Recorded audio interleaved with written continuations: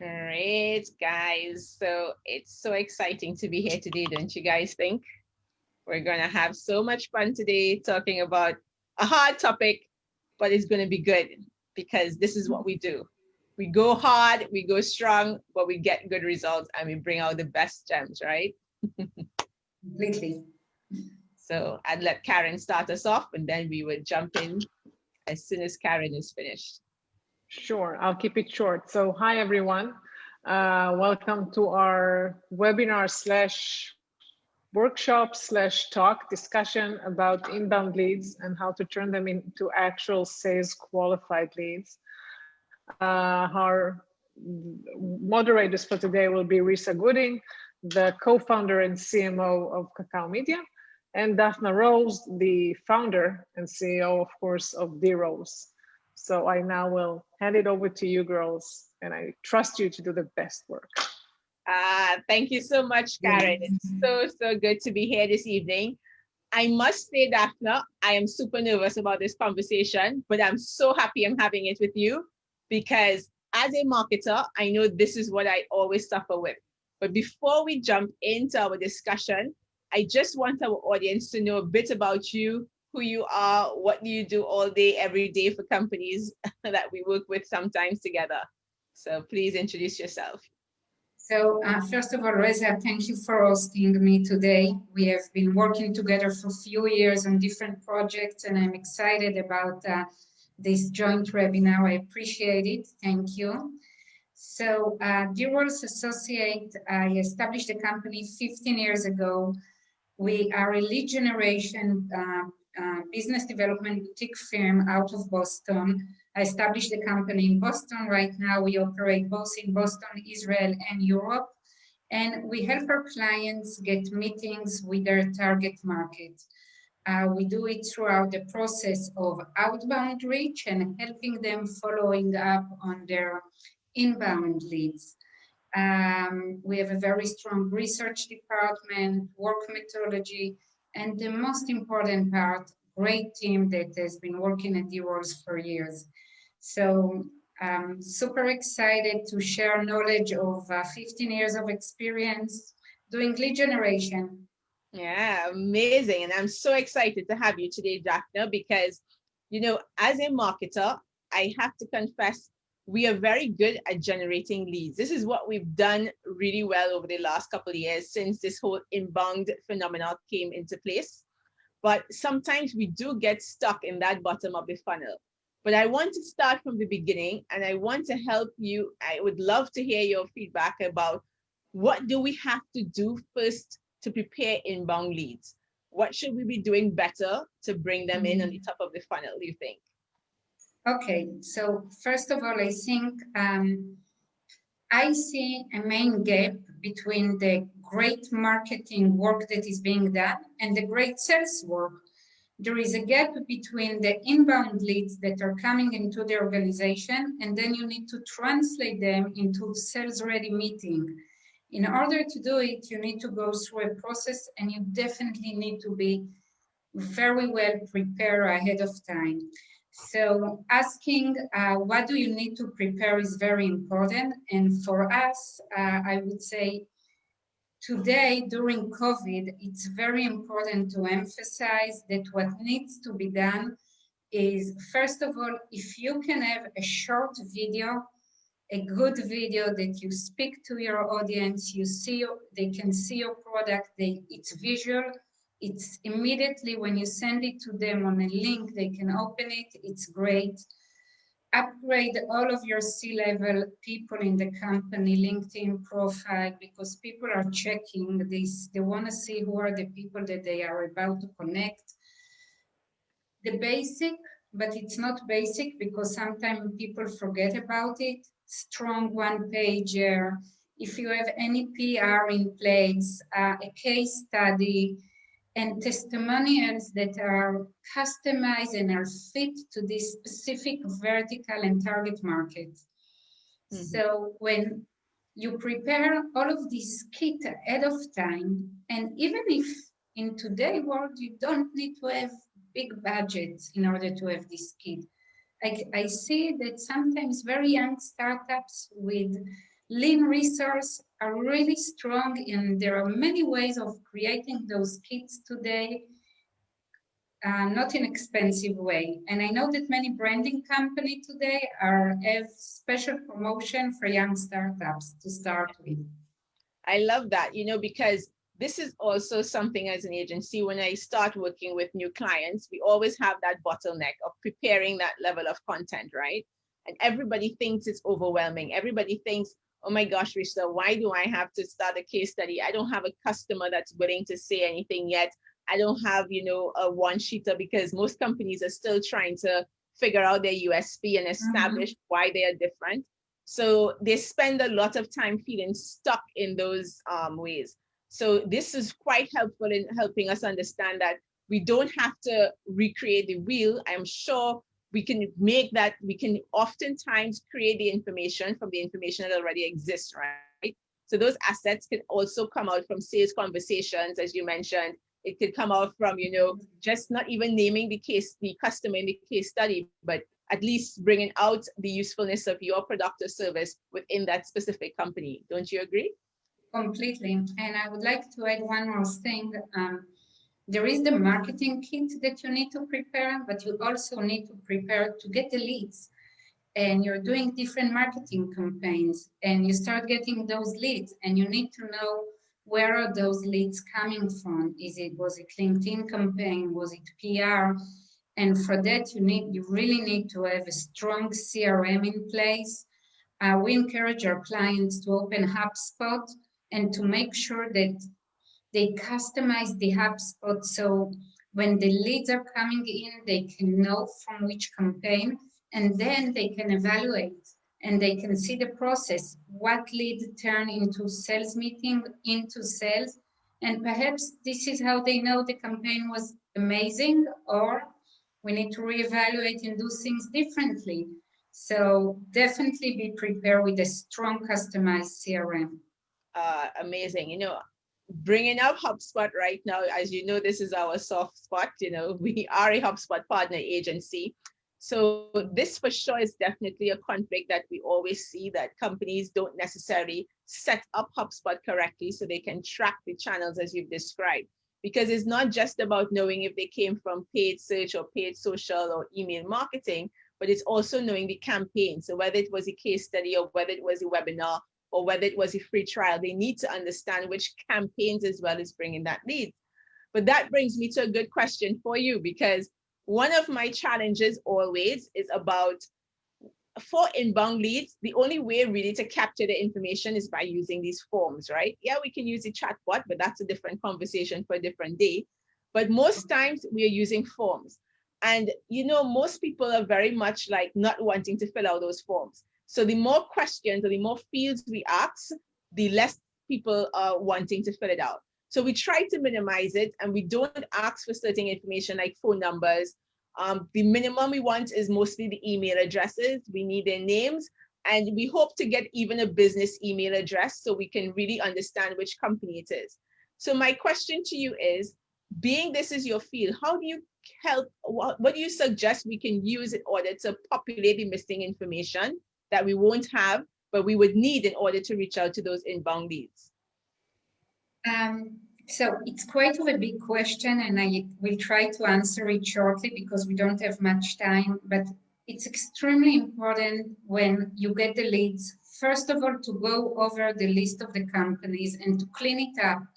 First of all, to see that all of them are within your target market, within the verticals that you would like to approach, because very often you will see even competition there and people that you don't want to follow up on them. So the first step is to have someone within the organization, don't pay much, junior position, to follow up and to clean the list. Once you have a clean list of all of the inbound leads and you know that they are all qualified to follow up on them, then you start need to look for phone numbers, email address, and LinkedIn profiles. It's very important to have LinkedIn profiles as well. So you can use tools as Discover.org, Zoom Info. I know probably there are people in the audience say, oh, thank you, Dafna, we knew that. Well, it's very expensive, I know. If you have the access for it, or if you have partners that you work with, it's a great tool. And also, depending to what industry, if you're working in the medical device field and you're approaching, let's say, clinics in Europe or in the US, it won't be the perfect tool for you. And then you may want to try to check on different lead source, but then it's very important to see the qualification of those lead source. So we can use LinkedIn, Lucia, and even some of my clients, I recommend to them, if they're members at the Export Center, the Export Center has great service to bring leads in. Takes some time. You need to make sure to know how to work, but they can provide good leads. So it's very much depend on the vertical that you're working in. But definitely, for example, all of our cybersecurity companies will use Discover. Yeah, I know. So you brought up some really good points with those tools, because yes, a lot of my clients as well are considering taking some of those tools for 2021, because they're like, okay, Resa, the email is not enough, the phone numbers are not correct. We need to invest in a platform, but it's so expensive. So a lot of startups really cannot afford these tools. You know, ZoomInfo is like $25,000 a year. And it's not that you can share the platform. So it's difficult for one company to make that level of investment. And, you know, sometimes they're not sure of the quality of the data.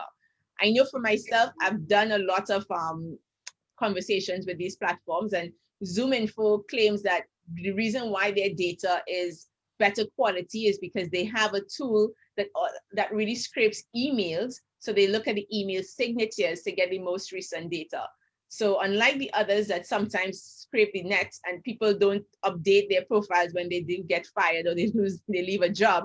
So you don't know what LinkedIn is really giving you, and LinkedIn does not have phone numbers, they just have emails. So when you want the phone numbers, you know, ZoomInfo, and some people are buying lists, of course, as you mentioned, and trying to do all these different methods. But would you say there's one tool that you think is most successful and could give you the really good results? Because in my search, I haven't found something that can. I have to say, good research. First of all, in my company, we have a saying: you're only good as your leads are. Right. You can do as many campaigns as you're doing, but at the end of the day, only if you have good leads. And I have to say today, after a few months of COVID around us, it's even harder than it used to be, because we used to get lists and it was good quality lists. Right. Now people moved from one place to the other. You're calling offices, people are working from home. Then you get their cell phone number. Do they want to answer the cell phone or not? Whatever you do in the US, you are not allowed to do in Europe, by the way. There are different laws. So all of the research aspect of the work, it's very, very important to emphasize. This is one of the things that at D Rolls we are keep pushing to make the research part better, more efficient, with better tools. And it's really not a one answer. Depend on if it's manufacturing, if it's for Europe or US, if it's tech, medical device, hospitals, all these different answers. If anyone has any specific questions, I will be happy to answer privately or maybe at the end of the session. And I apologize that I left the answer quite open, but it is open. So. Yeah, I could totally understand it. I must mention, though, that I came across one tool called OpenAPI that basically allows you to you have to do some customization. It's not just plug and play, but you can decide which industry you want, and it can actually look for the information on the internet and populate your database with the different contact details. So I'll be happy to share that in the link after, and so people can check it out and see if it's a tool, because it's a free tool. So it sort of helps, you know, kind of reduce that cost that other platforms are asking for, right? Always. So, you know, one of the challenges we often have, and one of the arguments I often have with my clients and sales teams, is when to follow up on inbound leads, right? So usually as a marketer, you know, we build our campaigns, everything has a flow. So we have the top of the funnel campaigns where we just give them something like a blog or even a white paper, something very light. And then we have the middle of the funnel campaigns where we're going to give case studies and then, go down to the bottom of the funnel campaigns. But generally, I'm trying to push to my sales teams not to call people who are at the top of the funnel. They just downloaded a white paper. They just want to check you out or get some information. What, in your view, is the best timing to actually follow up on inbound leads?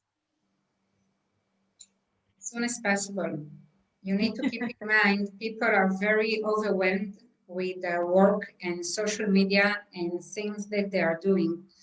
And they saw a campaign and they put their information for a minute there when they were between Zoom calls and they saw the campaign on LinkedIn or wherever and they respond to it, they forget about it. But they had an interest, and until you will figure out their email address, their LinkedIn profile, and you will start with a follow-up, they already almost forgot that they respond to you. So you immediately, in a very gentle way, start your follow-up on them. And follow-up is to ask for connections through LinkedIn. And I would say, ask for connections through LinkedIn, send them information, gently start to connect, but don't do the heavy sales. Ask for a meeting immediately, don't do that. And keep in mind, it's all about account-based marketing. Look at the person profile for a minute and customize your message. Don't send the same message to everyone. Hi, I saw that you respond to my campaign. No, I saw that you are the VP of and your company is dealing with XYZ. And I thought it will be very interesting for us to discuss. And I got your information through your comment on the campaign or whatever. But make it personalized, especially in this very crowded time that we are in right now. Amazing. That's really good advice. And especially, we are accustomed making things personalized for emails, but we take for granted when we do that LinkedIn outreach that we need to keep those things personalized as well. I hate getting LinkedIn messages from people I don't know because it always has nothing to do with what I do. So yeah, I can totally appreciate. They never learn about you. Yeah. But if they will respond, I saw this amazing webinar that you have done yesterday. It was very interesting. I would like to discuss with you. Wow, he learned about you, he saw something. So definitely do that. Amazing. That's good advice.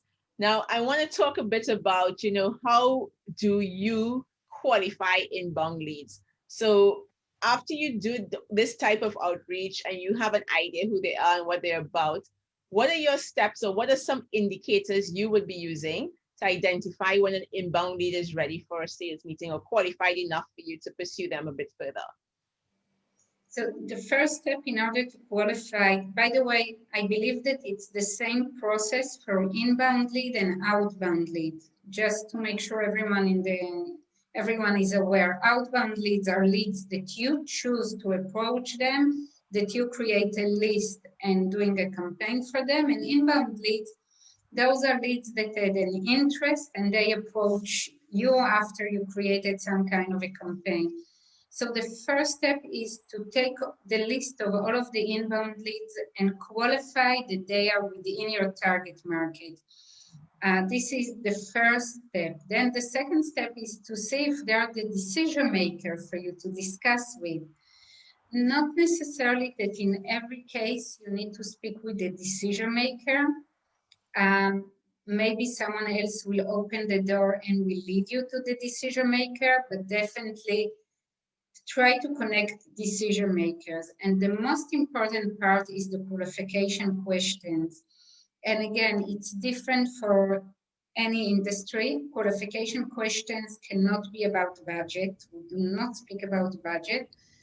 But if it's technical, so you may want to say, are you using XYZ program? Do you believe that you will have a need in? Are you considering in the future to use?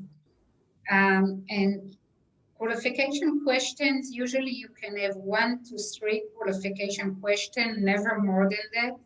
So you need to be very quick to have them answer, not So the follow-up on inbound leads should be in the inside sales department, or if the salespeople are taking those leads, and you really need to determine what will make this to a sales qualified meeting. The right person in the right company after we check that there is a need.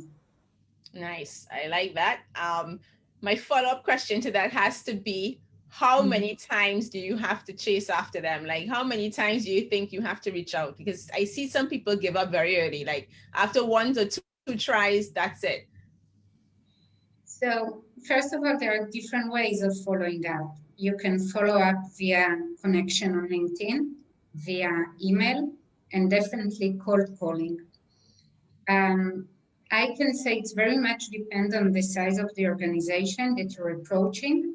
If you're approaching a US enterprise company, it can take you 4 months to get a good meeting, but it's worthwhile. If you're approaching subs companies, small, medium-sized companies, you need to decide how much it worth for you, this meeting, and how much effort you're going to ask your salespeople to do. And it depends usually on the size of the sale. We at SDRs like to say that we don't give up on leads. So if we have leads, we keep pushing, and interesting enough, you will get a response. Sometimes if you add a female account manager doing the calls, change it to a male, all of a sudden it sounds differently, they will answer.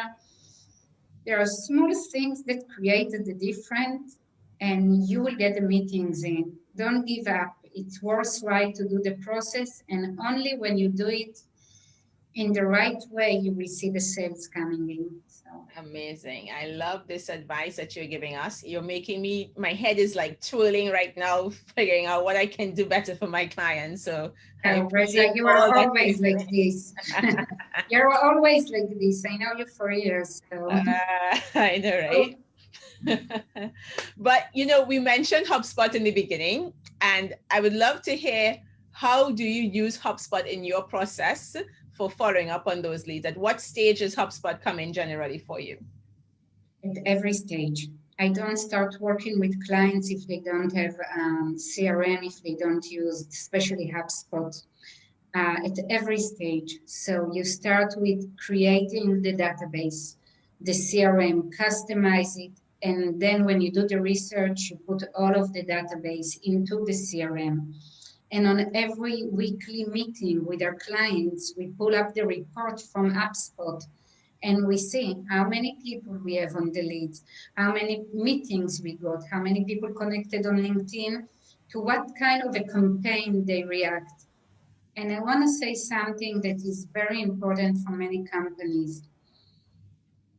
HubSpot is a tool that helps companies communicate between the sales, between the marketing and the sales. Everyone knows that in many companies, there is a gap between the marketing work and the sales process.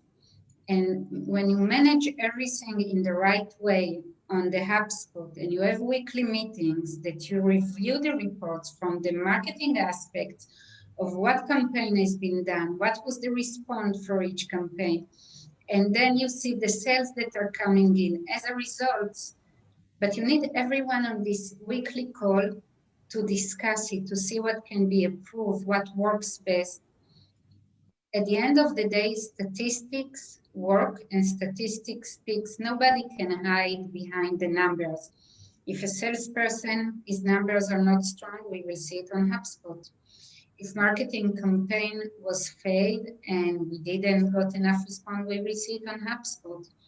So until we have a sale coming in, always measure and report and update it on the CRM. Dafna, thank you for doing my job so well. You know, when I say it, people are like, oh, Resa, you sell HubSpot, you must say these things. No. But it's so good to hear it coming from another point of view, especially someone who's working with sales, because this is something we're always trying to, you know, show clients and show companies that if you are not really using HubSpot throughout your process, and it's not just for bringing in leads. Most people think HubSpot is just about sending out those emails, setting up those landing pages. They don't understand how important it is to align the internal processes as well. So I also would like to emphasize salespeople in organization are coming and going, and not just in organizations, in companies. You have people coming and going, and they don't have to be sales. It could be VP of. All of them have very strong connections that was developed in the industry. You need to make sure that all of this resource is on the CRM. That if this person is leaving, you have all of the activity that was done by him with your target market. It's very important to keep track on all of this and to educate your organization that everything should be on CRM. Sorry, I know I have spoke too much today on CRM. It's because you're here, but I see it all day long. So yes, it's so true, and it's like again, it's because people generally still, even if they did take the plunge and invest, they still don't understand really how to make it effective in their organization. So I appreciate you taking the time to really emphasize on the importance here. Now, I just want to, jump into the final, that kind of wrapping up the bowl in the present that we're talking about. You mentioned a bit about reporting, as well as, what types of reports that, companies could expect when they do use HubSpot. But are there any other reports that you look at deeply to justify how those leads are turning into qualified meetings besides just meetings? Is there other reports that signals if this is a good well, I think maybe it's very important to know which leads came from and different activities that has been done, and not just from the lead source, but then the sales process, because then you can see that some of the inside salesperson are closing more than others, and you may have a very good employee, but he's very good working on enterprise companies. You always need to measure everything. Approaching small size companies is not what you would do when you're approaching enterprise companies, is not what you would use. And it's very, very important to emphasize all of this. I would like to address the timing that we are in right now, if it's okay, Reza. Yeah, for sure. These are the last few minutes, and I want us to touch on two things. First, tell us, what we can do going into 2021 better, as well as we know that inbound is not the end of it all, and we have to figure out how to use outbound in tandem with inbound leads. So I'd love for you to kind of like tie up these last few minutes talking about those last 2 points for us. Thank you. So thank you. 2020 was a challenging year for all of us, no question asked. But I think we are all know what we are facing already, and I feel that we can only be surprised for the good. If all of the sudden conferences and trade shows will be back, wow, but we need to prepare without it. So a few things that we recommend for our clients to do is, today you need to push more than ever before. One of our clients was supposed to be in 2020 in 15 trade shows and conferences in the US and Europe. This is what they did in the last 10 years. This is how they get their leads. All of a sudden, they don't have it. So we needed to create these very strong outbound campaigns for them.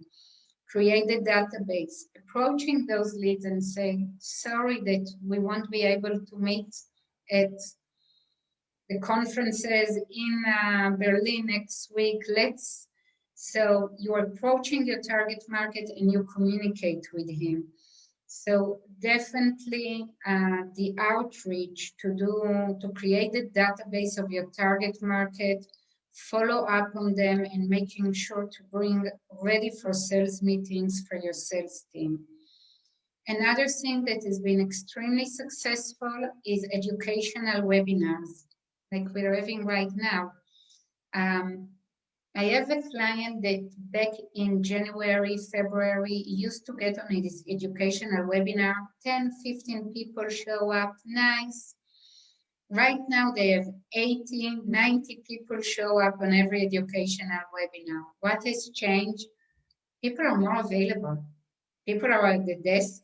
They don't go out for meetings. They don't have conferences. They don't travel for meetings.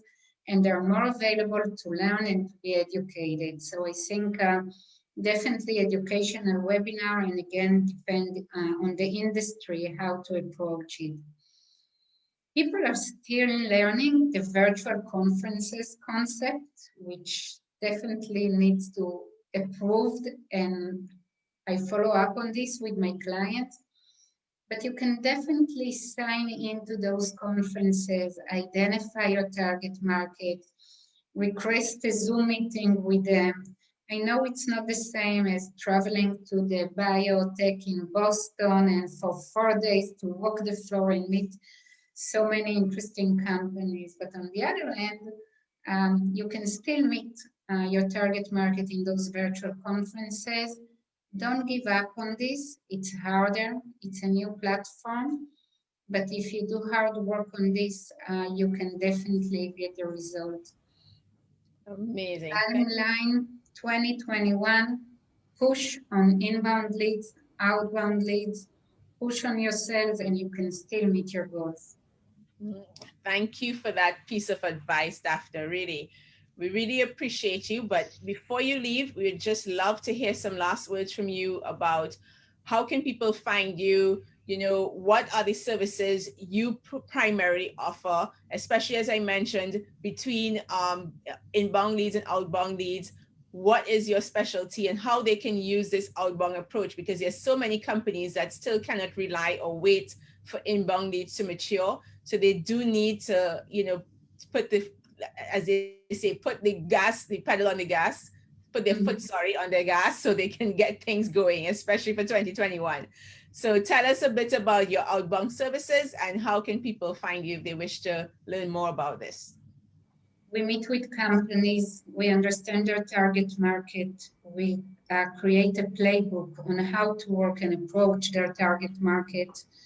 And then we do the research. We build up the database of their target market, upload it into their CRM, and with local people, if it's in Europe or in the US, our local team that has been at D-Rolls for years, throughout work on LinkedIn, emails, and cold calling, we make sure to put on their calendar sales-ready meetings. We also help them follow up on their inbound leads. We work with many different companies in different verticals, cybersecurity, manufacturing, medical device, biotech. So, and I will be more than happy to answer anyone who has questions about it or provide information. Yeah, I know one of the questions people would often have is about the SDRs. They already have in-house SDRs and they would want to know how can you work together with them? But you won't answer this now. If they wish to know that question, they're going to email you and find out that answer. Okay. My pleasure. So I'd really love to thank you for the time that you've spent with us today, sharing all these nuggets, letting us know how to spend the rest of Q4 to try and turn some of those leads and inbound leads. Guys, I promise you that open API link. You don't really have to spend $25,000 for software that will give you the leads. So probably try this. You may have to hire a virtual assistant sometimes to help look for that information, but there are ways to get around, you know, finding the information of the leads. But in the interest of time, you can always be in contact with Dafna. I've worked with Dafna for years. She's always brought great results to the clients we've worked on together. So, you know, it's something that I've trusted and I've relied on in order to show results from our marketing campaigns. So thank you for joining us today. Thank you. Pleasure. And enjoy the rest of your day, guys. Thank you. Stay safe, everyone. Bye. Bye. Bye. Thank you. Bye-bye.